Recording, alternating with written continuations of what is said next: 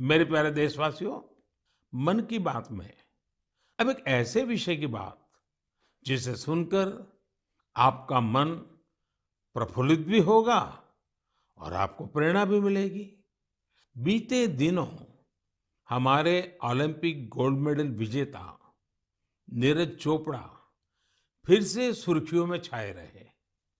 Olympic के बाद भी वो एक के बाद एक सफलता के नए नए कीर्तिमान स्थापित कर रहे हैं। फिनलैंड में नीरज ने पावो नुरमी गेम्स में सिल्वर जीता। यही नहीं, उन्होंने अपने ही जेवलिन थ्रो के रिकॉर्ड को भी तोड़ दिया। कुओर्टोन गेम्स में नीरज ने एक बार फिर गोल्ड जीतकर देश का गौरव बढ़ाया।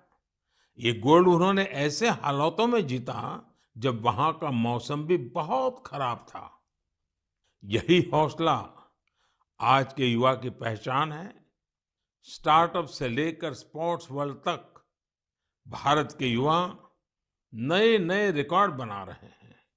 अभी हाल में ही आयोजित हुए खेलो इंडिया यूथ गेम्स में भी हमारे खिलाड़ियों ने कई रिकॉर्ड बनाए। आपको जानकर अच्छा लगेगा कि इन खेलों में कुल 12 रिकॉर्ड टूटे हैं। इतना ही नहीं, 11 रिकॉर्ड्स महिला खिलाड़ियों के नाम दर्ज हुए हैं। मणिपुर की एम मार्टिना देवी ने वेट लिफ्टिंग में 8 रिकॉर्ड्स बनाए हैं। इसी तरह संजना, सोनाक्षी और भावना ने भी अलग अलग रिकॉर्ड्स बनाए हैं।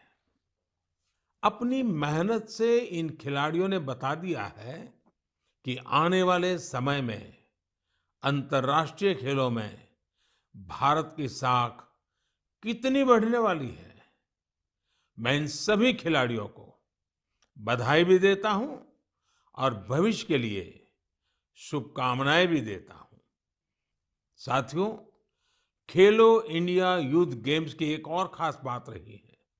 इस बार भी कई ऐसी प्रतिभाएं उभर कर सामने आई हैं जो बहुत साधारण परिवारों से हैं। इन खिलाड़ियों ने अपने जीवन में काफी संघर्ष किया और सफलता के इस मुकाम तक पहुंचे हैं। इनकी सफलता में इनके परिवार और माता-पिता की भी बड़ी भूमिका है। 70 किलोमीटर साइकिलिंग में गोल्ड जीतने वाले श्रीनगर के आदिल अल्ताफ के पिता टेलरिंग का काम करते हैं, लेकिन उन्होंने अपने बेटे के सपनों को पूरा करने के लिए कोई कोर कसर नहीं छोड़ी। आज आदिल ने अपने पिता और पूरे जम्मू कश्मीर का सिर गर्व से ऊंचा किया है। वेट लिफ्टिंग में गोल्ड जीतने वाले चेन्नई के एल धनुष के पिता भी एक साधारण कारपेंटर है। सांगली की बेटी काजोल सरगार, उनके पिता चाय बेचने का काम करते हैं। काजोल अपने पिता के काम में हाथ भी बटाती थी और वेट लिफ्टिंग की प्रैक्टिस भी करती थी। उनकी और उनके परिवार की मेहनत रंग लाई और काजोल ने वेट लिफ्टिंग में खूब वाहवाही बटोरी है। ठीक इसी प्रकार का करिश्मा रोहतक की तनु ने भी किया है। तनु के पिता राजवीर सिंह रोहतक में एक स्कूल के बस ड्राइवर है।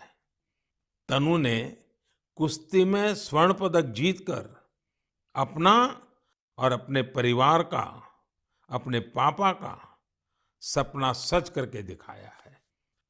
साथियों, खेल जगत में अब भारतीय खिलाड़ियों का दबदबा तो बढ़ ही रहा है, साथ ही भारतीय खेलों की भी नई पहचान बन रही है। जैसे कि इस बार खेलो इंडिया यूथ गेम्स में ओलंपिक में शामिल होने वाली स्पर्धाओं के अलावा 5 स्वदेशी खेल भी शामिल हुए थे। ये 5 खेल है गतका, थांग ता, योगासन, कलरियापट्टू और मलखम्ब।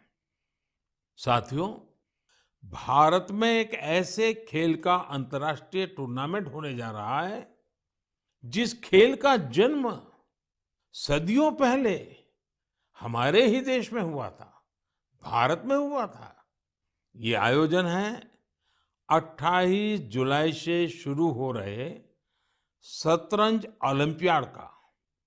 इस बार शतरंज ओलंपियाड में 180 से भी ज्यादा देश हिस्सा ले रहे हैं। खेल और फिटनेस की हमारी आज की चर्चा एक और नाम के बिना पूरी नहीं हो सकती। ये नाम है तेलंगाना की माउंटेनियर पूर्णा मालावत का। पूर्णा ने 7 समिट्स चैलेंज को पूरा कर कामयाबी का एक और परचम लहराया है। 7 समिट्स चैलेंज यानी दुनिया की 7 सबसे कठिन और ऊंची पहाड़ियों पर चढ़ने की चुनौती। पूर्णा ने अपने बुलंद हौसलों के साथ नॉर्थ अमेरिका की सबसे ऊंची चोटी माउंट देनाली की चढ़ाई पूरी कर देश को गौरवान्वित किया है। पूर्णा भारत की वही बेटी है जिन्होंने महज 13 साल की उम्र में माउंट एवरेस्ट पर जीत हासिल करने का अद्भुत कारनामा कर दिखाया था। साथियों, जब बात खेलों की हो रही है तो मैं आज भारत की सर्वाधिक प्रतिभाशाली क्रिकेटरों में उनमें से एक मिताली राज की भी चर्चा करना चाहूंगा।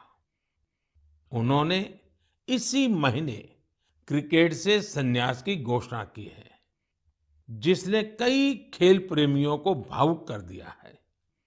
मिताली महज एक साधारण खिलाड़ी नहीं रही है, बल्कि अनेक खिलाड़ियों के लिए प्रेरणा स्रोत भी रही है। मैं मिताली को उनके भविष्य के लिए ढेर सारी शुभकामनाएं देता हूं।